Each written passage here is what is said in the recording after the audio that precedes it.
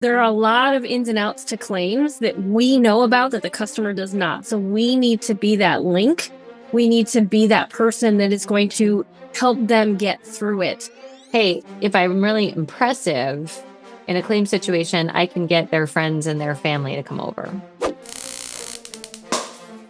right. Hello, everybody. It is Kelly and Therese here again. Now talking about how we can actually use claims as a way to bump client satisfaction, get referrals, get retention. Like we said in our first podcast, it's the only time people use this product. So, you may change a vehicle beautifully, and that's important. But how we manage people during claims is so important, so very, very critical. So, Therese, I'm curious, what do you think are some of the major hiccups that can happen in a claim that agencies sort of maybe get ahead of and think critically about? Well, first, you have to know that a claim actually happened. So you need to pull those claims reports and know that the claim happened. A lot of agencies ignore them. The customer is going to call the carrier and I'm just going to ignore it. It's none of my business. I'm not a claims adjuster. I'm not an underwriter. I've heard that before. I've heard I'm not a claims adjuster. I'm not touching that. Mhm. But because they are using the product that we sell, we need to make sure that we still give them excellent customer service. And the carrier may not give them that service. And that's why they need our help. As somebody who went through a claim myself, I actually had to pull some strings with some agents in the carrier that my claim was filed against to actually find an adjuster because the adjuster that they assigned to me was changed 6 times. Oh, So I had to go up the chain and find somebody. Luckily, I was able to do that. But I went up the chain and found somebody and said, hey, this claim is not being handled. Somebody needs to get in touch with me. I need this handled. So first and foremost, we need to be that link between the customer and the carrier. We need to, call the customer, make sure they're okay. We need to see if they've already spoken to the carrier. If they haven't, we need to warm transfer them to the carrier. We need to make sure they understand the process. There's a possibility that they may not get a rental car. In our situation, if you're filing a claim against the carrier of the at fault party, sorry, it was like, well, they have to accept liability before they will actually give you the rental car. So there are some cases where if you have the coverage on your personal policy, you may need to file the claim on your personal policy and then have your insurance carrier subrogate. And subrogation also is one of those words that your customer knows nothing about. nothing. It sounds very challenging. Like I'm going to be suffocated and subrogated. Yes. They don't understand how the systems work. They don't understand that you have to file against the at-fault carrier. They don't understand how subrogation works. And they don't understand it may be possible that someone else caused the accident. They're filing against their insurance. They would get a rental car through that once they accept liability, but they may not have rental car on their own policy and are trying to file it on their own policy because of that. And they don't even have the coverage. So there are a lot of ins and outs to claims that we know about that the customer does not. So we need to be that link. We need to be that person that is going to help them get through it because it is very, very stressful. So Very stressful. yeah, we have to help them and give them excellent customer service, even though we can't control a lot of it. We can't change coverages. We can't add a coverage that they're missing when they had a claim. We can't make the carrier do things, but we can soften that by being that middleman between the carrier and the customer to make their ride a little bit smoother. And it's not an easy job to do, but it's something that we have to do. Well, I want to give people a little tip. When somebody's frustrated or emotional, they're not necessarily acting their normal, rational self, right? When we were shooting this, I went to a concert last night and I'm old and I don't go to concerts. I got home at midnight and my whole sleep schedule is off. So I'm not my normal natural self. And that's why fun and being an adult are often counteractive to each other. They don't really work together that well. And so when people are in a situation where they're scared, they have fear, there's uncertainty, we need to really just understand that they have a lot of feelings on this, and they should, because it's, the unknown, or am I going to get sued? What's going to happen next? Or am I going to live? How am I going to get to work? All of these unknowns happen, and you are their person that can help them with all of that. So it might be normal and natural for you to not hear back from a claims adjuster for 2 days, right? But if you are not living in your home and you're in like a hotel room or like at an in-laws, you know what you want to hear? From somebody that tells you when your life is going to come back to normal and natural mode. And I think that when we do so many claims, we sort of become disconnected from the severity of how people view them too. And so I just encourage everybody, just don't judge people in that moment. I've heard people say like, oh, they were so rude. It's like, well, they had a house fire, like they don't have clothes, like their medications were burned, like their kids are wondering where their Xbox is. Like there was a scenario here where I think we need to just show a lot of grace that everybody's entitled to have, when bad things start happening. So, you can use, and this is one of those things that sometimes agencies get into like, oh, well, we're a sales agency, we're a service agency, and you need to be a growth agency. Because if you don't have both, over time, they both will come back to bite you in the butt. And so when you're thinking about claims, I'm always thinking about if I wow them, I can get referrals, we can get a good testimonial, I can get a good Google review. We can take care of this person to the best of our ability and we can grow from it. So sometimes people say, like, oh, well, that's just a service job. And I'm like, well, claims are kind of like the only time they use a product. So you need to have a very good, process on that.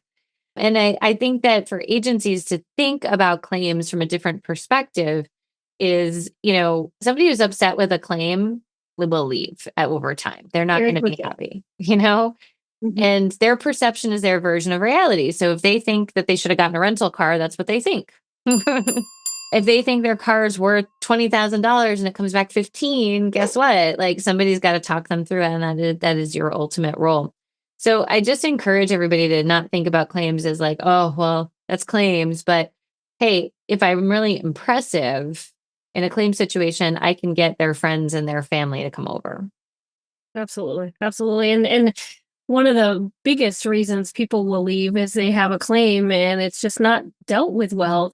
What you need them to understand is that may be the carrier, but you as the agent can deal with it very well and treat them very well. So even if they have a bad experience with the carrier, they have a good experience with you. And then if they do end up wanting to leave, that you can reshop them somewhere else and keep them at the agency instead of them just leaving completely. Mhm. Absolutely. So some ways that you can wow your customer during claims process, right? We know we have to. There's some cool little touches. I always say, we're big believers of the take the claim and warm transfer and then follow up. Just the follow up so they don't feel so alone, I think is so, so, so important. Like, hey, just checking in. Are you guys okay? Have you heard from the claims adjuster? Those kinds of things will go a long way. And if they haven't, you do have to advocate for your client. Like, that is an important scenario. Please advocate for them and follow up. I think sometimes in insurance, we get apathetic to the turnaround times at carriers. The squeaky wheel does get the grease sometimes. Sure. So that is one. I think another one is depending on the severity of the claim. Like sometimes there's house fires, very, very severe things. I love when I see agencies go ahead and they will like grab waters and blankets and go bring them to the family because, even sometimes as simple as like, water, like you don't think of those things. Or if there's catastrophic claims, that's one area we haven't talked about, like a hurricane comes in, a wildfire comes in. Right now, as we're recording this, parts of Southern California are on fire. How do you deal with the mass situation of claims? And how are you going to rise to get your clients' claims in? We had one agency who took the brunt of a pretty gnarly hurricane. Well, they didn't have power. So they had someone literally taking paper claims applications and driving to where there was power every night and, typing them in or faxing them in one by one because guess what? If your agency doesn't have power, you still have a problem. Right. And if your clients don't have power and there's no internet, they have a problem. Yes. It's not exactly easy to get those claims in.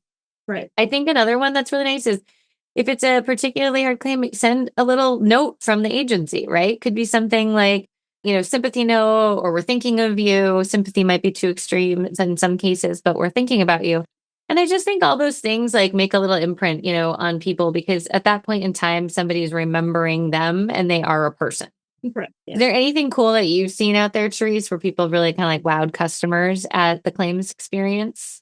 Yeah, I've seen that. I've seen quite a few, but I can't think of any great examples, but just the letting the customer know that they're there and you see them. Mm-hmm. I think that's the biggest thing, that you see them. We did have a lady whose neighbor's trees kept falling onto her. Oh, It happened once, and she's an elderly woman. She lived right behind where our office was.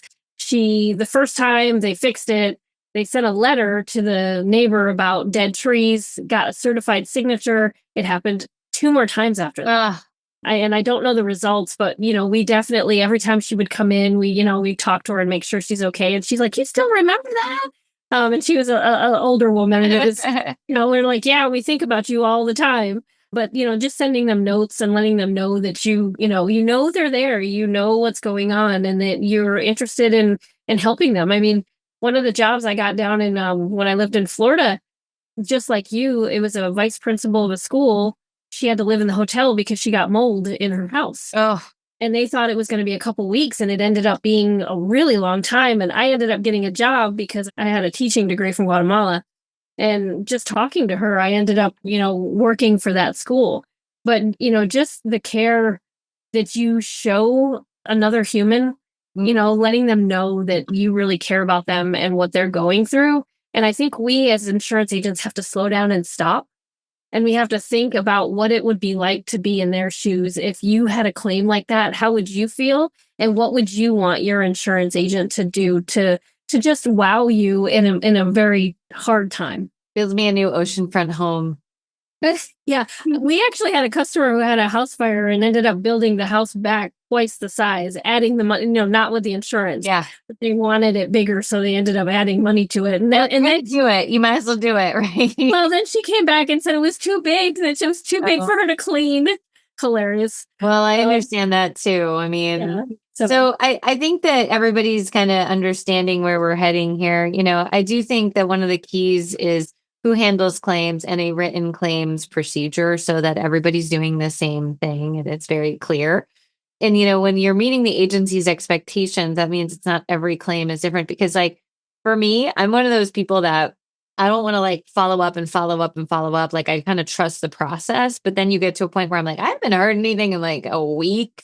Now, my husband will call you like 5 times a day until he gets the answer he wants. So, like, you can imagine that causes some intermarital conversations where he'll be like, "What's going on?" I'm like, "I don't know. It's been a couple days. Like, chill out." And then all of a sudden, like, I snap and I'm like, "This is ridiculous." And so when you can tell people what to expect, and I think that's the whole point of having a written process of, okay, I'm going to call you again in 5 days and check in on you, right? Like, okay, then I know in my head that's the expectation. Okay, it's going to be about 5 days. Like, that's when things should start moving. I can go make accommodations and plans. If you don't set any expectations and everybody puts their own expectations on, and that is a very difficult place to be. So part of your wonderful job is to manage people's expectations. Even if they're like, not rational in your opinion, they are theirs because we didn't set an expectation at the end of the day. Right. So if you need help with the claims process, we have one. You can buy it on our store. You get surveys you can send to clients, scripts, email templates, the written process. And again, you can take it and make it your own. If there's something we said in this podcast or you read in one of our blogs that you don't agree with, that's the point of a process. Make it yours, but make it consistent and make sure that everybody understands and role plays out how that works so that your agency has one claims process, not depending on who and how and who gets it and the severity of the claim, because that just taxes all of your resources. So claims process written saves your team's butt and makes a great client experience at the end of the day.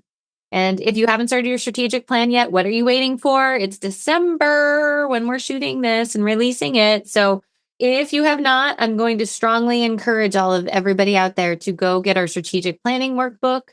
You can buy it on our website. It will help you build what you need to do to get through 2025, because 2025 is going to be a choppy year coming out of the hard market, which we hope, knock on wood, is going to happen. But you need to be strategic with your staffing. You need to be strategic with the processes, the workflows, everything for your team to be successful. So head to our website and pick those items up. Do not delay. Santa's not bringing it under your Christmas tree unless you ask. Teresa, any other final thoughts for our people? No, just go out there and wow your customers. Make that claims process an excellent process to make you stand out among other agents, so your customers will end up staying with you. I love it. I love it. All right. Thank you, everybody, so much, and have yourselves a great rest of your day.